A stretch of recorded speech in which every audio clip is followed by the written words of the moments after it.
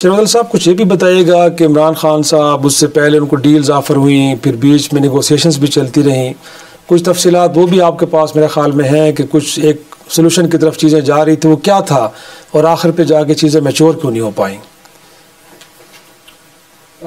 इसकी वजह यह है कि पाकिस्तान तहरीक इंसाफ में ज़्यादा नहीं गिनती के चंद लोग ऐसे हैं जो बड़े एडवेंचरिस्ट हैं और उनको ये परवाह नहीं होती है कि एक काज के लिए या एक अंडरस्टैंडिंग के तहत हम इस लाए अमल के साथ आगे जा रहे हैं। वो हजरत या वो शख्सियत जो है वो समझती हैं कि नहीं, ये लाए अमल दुरुस्त नहीं है, इसको हम इस तरीके से जो है आगे बढ़ाते हैं, तो वो उस चलते हुए पॉलिसी या लाए अमल पे अपनी मर्जी तोप देता है, तो रुख जो है वो साउथ के बजाय ईस्ट की तरफ हो जाता है। यूं तसलसल न फैसलों में रहता है न पॉलिसियों में रहता है। और सबसे बड़ा जो अबू है वो तो सोशल मीडिया बना हुआ है। यानी यहाँ पे पार्टी कोई फैसला कर लेती है, वो जनाब अली कटहरे में खड़ी कर देती हैं पार्टी को कि भाई आपकी औकात क्या है। तो लिहाजा वहाँ से फिर नई गाइडलाइंस मिलती है और चूंकि वहाँ गालम गलोच जो है वो ज़रा थपकी के दौर पे या बतौर सजा सबको इल्म होता है कि अगर कोई बात हक की भी बोल लें तो फिर ये पीछे ट्रोलिंग शुरू हो जाती है, गालम गलोच, और अपनी लोग अपने ही लोगों को देते हैं। तो लिहाजा इस तरह के हालात में आज़ादी राय वो भी जो है, और लोग डर के मारे फिर खुल के इज़हार भी नहीं करते हैं। सबको पता है मेरी ट्रोलिंग और ये चंद गिनती के लोग हैं, जो मेजॉरिटी है 97% वो जो है यरगमाल है।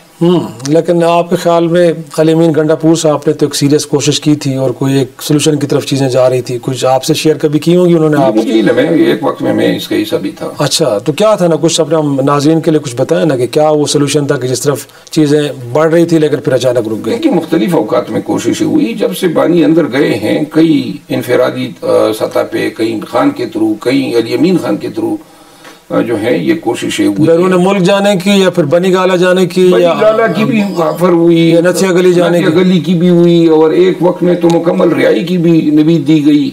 लेकिन ये सारी चीजें जो है ना, मैंने कहा ना कि हम पाकिस्तान में किस तरीके से जिन लोगों से हमारा वास्ता पड़ा है ना, ये भी पूरे नॉर्मल नहीं है। नॉर्मल लोग इस तरह नहीं करते हैं। पीटीआई के वर्कर्स की बात कर रहे हैं, सोशल मीडिया की बात कर रहे हैं, या पार्लियामेंटेरियंस की बात कर रहे हैं? आप किसकी बात कर रहे हैं? मैं उन लोगों की बात कर रहा हूँ जिन्होंने हमारी हालत की हुई। अच्छा, आप इस मुल्क की रियासत की बात कर रहे हैं एक तरह से? ये रियासत तो नहीं है, रियासत तो हम है। हाँ, सही है। रियासत तो अगर होती तो आज इमरान खान वज़ीर आज़म होता। हाँ, मतलब ये तो माफिया, ये तो इस मुल्क की तारीख इस तरह करती है ना। तो मुल्क की तारीख, पार्टी जीत गई, उसका मैंडेट चुरा के आपने मियां साहब को बिठा दिया, तो ये रियासत है? रियासत इस तरह करती है। फिर जो है जिन लोगों ने अपने एहतजाज के लिए यहाँ पे आवाम आए, आपने उन पे गोलियां दाग दी। तो कहते हैं वो कहा तो जाता है, लेकिन कहते हैं क्या सबूत है? कोई एक शख्स भी कोई सबूत लेके नहीं आके कहा जाता है कि सैकड़ों लोग पहले कहा मर गए, फिर कहा दर्जनों मर गए। इसी तरह है, लाशें इस तरह मैं कहूँ कि ये आसमान है ऊपर और आप कहते हैं सबूत क्या है?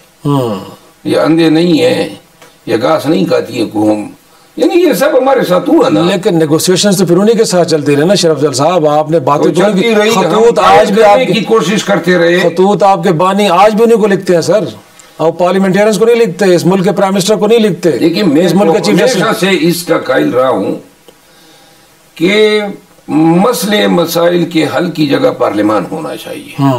अगर खतूत कोई लिखने हैं, बात करनी है, देखिए नून और पीपल पार्टी और JUI और MQM और जितनी पार्टियां आज इस निज़ाम का हिस्सा हैं, उन सब से बात किए बगैर ये मसले मसाइल हल नहीं होने हैं। इसी तरह एस्टेब्लिशमेंट से भी हकीकी तौर पे रियलिटीज पे बात किए बगैर ये नहीं निज़ाम सुन। या तो फिर दूसरा रास्ता है एहतजाज का। एहतजाज का असर देख लिया, अब दोबारा जब एहतजाज होगा तो उस अंजाम को मद्देनजर रखते हुए फिर निकलना होगा।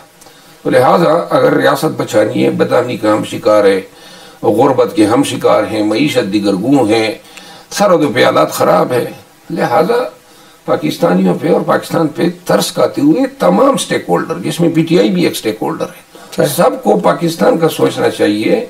अभी अगर जंग या आपकी कोशिशें या काबिशें सिर्फ वक्ती तौर पे इक़्तिदार का असूल है, चाहे किसी का भी हो, चाहे हमारा ही क्यों ना हो, मेरा ख्याल है कि अभी हमें भी इक़्तिदार के हसूल की अगर कोई ख्वाहिश भी हो तो तर्क करनी चाहिए, क्योंकि हमने अगर पाकिस्तान में निज़ाम की नोक पलक सही और दुरुस्त करनी है तो फिर कुर्बानी देनी होगी। और यही मेरा ख्याल है मियाँ साहिबान को सोचना चाहिए, क्योंकि पाकिस्तान है तो ये वज़ीर आज़म भी बनेंगे, पाकिस्तान है तो जरदारी साहब सदर भी बनेंगे। और हम वैसे तो हमेशा माजी में कहते आए हैं कि पाकिस्तान तारीख के कठिन दौर से गुजर रहा है। आज मैं पूरी जिम्मेदारी से कहता हूँ कि आज पाकिस्तान अपनी तख्लीक के बाद पहली दफ़ा जो है इंतहाई कठिन दौर से गुजर रहा है।